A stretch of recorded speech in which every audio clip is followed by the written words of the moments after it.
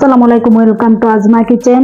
আজকের রেসিপি হলো সাজনা ডাটা দিয়ে কালিয়ারা মাছের ঝোল। সাজনা ডাটার মধ্যে অনেক পুষ্টি গুণ আছে, তা আমরা সকলেই জানি। একদম অল্প সময়ে ঘরোয়া উপকরণে কিভাবে সাজনা ডাটা দিয়ে ঝোল তৈরি করা যায় সবই থাকবে আজকের ভিডিওতে। আমি এখানে 5 থেকে 6টি সাজনা ডাটা নিয়ে নিলাম। আর এই সাজনা ডাটাকে আমাদের আঞ্চলিক ভাষায় বলা হয় সাজনার সুই। প্রথমে আমরা এগুলোকে ছুলে টুকরো করে নিব। এখন আমরা এগুলোকে ছুলে টুকরো করে নিলাম। আমি এরকম টুকরো করে নিলাম, আপনারা চাইলে ছোট বড় করে নিতে পারেন। আমি এখানে মাঝারি ধরনের 3টি আলু নিয়ে নিলাম। আলুগুলোকে আমি এইভাবে কেটে নিলাম ঠিক ডাটার মতো করে। আমি এখানে কালিয়ারা বা কালীবাউস মাছ নিলাম। এখানে আমি 4 পিস মাছ নিয়ে নিলাম। অন্যান্য অঞ্চলে এই মাছকে কি নামে ডাকা হয় জানা নেই, কিন্তু আমাদের অঞ্চলে এই মাছকে কালীবাউস বা কালিয়ারা মাছ বলা হয়। এখন আমরা মাছগুলোকে মেরিনেট করে নিব। প্রথমে দিয়ে দেব 1 চা চামচ লবণ, 1 চা চামচ হলুদের গুঁড়া, 1/2 চা চামচ মরিচের গুঁড়া। এখন মাছগুলোকে ভালো করে মেরিনেট করে নিব। মাছগুলো মেরিনেট করা হয়ে গেছে। এখন আমরা 5 থেকে 6 মিনিটের জন্য রেখে দিব।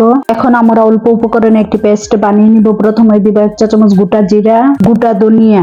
এখন আমরা শিলপাটায় বেটে বা ব্লেন্ড করে একটি পেস্ট বানিয়ে নিব। এখন একটি প্যানের মধ্যে দিয়ে দেব 6 থেকে 7 স্পুনের মতো সরিষার তেল। তেলটা যখন গরম হয়ে আসবে তখন আমরা আলু ও সাজনার ডাটা একসাথে ভেজে নিব। সাথে দিব 1 চা চামচ হলুদের গুঁড়া, 1/2 চা চামচ লবণ। এখন 5 থেকে 6 মিনিট ভালো করে ভেজে নিব। একদম লাল লাল করে ভাজবো না, হালকা ভাজা হয়ে গেলে তুলে নিব। আলু ও সাজনার ডাটা আমাদের ভাজা হয়ে গেছে। এখন একটি নন স্টিক কড়াইয়ের মধ্যে দিয়ে দেব 10 থেকে 12 স্পুনের মতো হৌরার তেল। তেলটা গরম হয়ে আসলে একে একে দিয়ে দেব মাছগুলো। হৌরার তেলে কোনো কিছু ভাজলে একটাই সমস্যা, কোনো কিছু দেখা যায় না। 3 থেকে 4 মিনিট পরে আমরা মাছগুলোকে উল্টে দিব।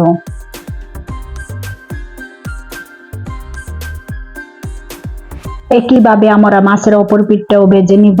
মাছের অপর পিঠটাও 3 থেকে 4 মিনিট ভেজে তুলে নিব। আমাদের মাছগুলো ভাজা হয়ে গেছে। এখন আমরা মাছগুলোকে তুলে নিব। একই ভাজা তেলে আমরা দিয়ে দিব 1 চা চামচ পাঁচফোড়ন, 2টি শুকনা মরিচ। মশলাগুলো থেকে যখন ফ্লেভার ছড়াবে তখন দিয়ে দেব 2টি পেঁয়াজ কুচি। পেঁয়াজ কুচি দেওয়া হয়ে গেলে আবারও নেড়েচেড়ে ভালো করে ভেজে নিব। পেঁয়াজগুলো ভাজা হয়ে গেলে দিয়ে দেবো একটি টমেটো কুচি। টমেটো দেওয়া হয়ে গেলে আবারও 1 থেকে 2 মিনিট ভেজে নিব। টমেটো ও পেঁয়াজ ভাজা হয়ে গেলে দিয়ে দেবো অল্প পরিমাণে পানি। পানি দেওয়া হয়ে গেলে দিয়ে দেবো 1/2 চা চামচ মরিচের গুঁড়া, 1 চা চামচ হলুদের গুঁড়া। আবারও নেড়েচেড়ে ভালো করে মিশিয়ে নিব। মশলা মিশানো হয়ে গেলে সাথে দিয়ে দেবো 1 চা চামচ লবণ। জালের পরিমাণ আপনাদের পছন্দ অনুযায়ী দিবেন, যার যতটুকু জাল পছন্দ। এখন দিয়ে দিব বাটা মশলা। বাটা মশলা দেওয়া হয়ে গেলে আবারও নেড়েচেড়ে ভালো করে মিশিয়ে নিব।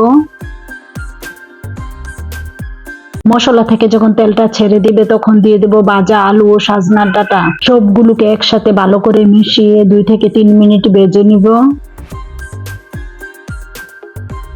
2 থেকে 3 মিনিট পরে দিয়ে দেব পরিমাণ মতো পানি। পানি দেওয়া হয়ে গেলে আমরা 10 মিনিটের জন্য ঢাকনা দিয়ে ঢেকে দিব। 10 মিনিট পরে যখন দেখবো ঝোলটা ফুটে উঠেছে তখন আমরা ঢাকনাটি তুলে নিব। ঢাকনাটি তুলে আমরা দিয়ে দেব ভাজা মাছগুলো।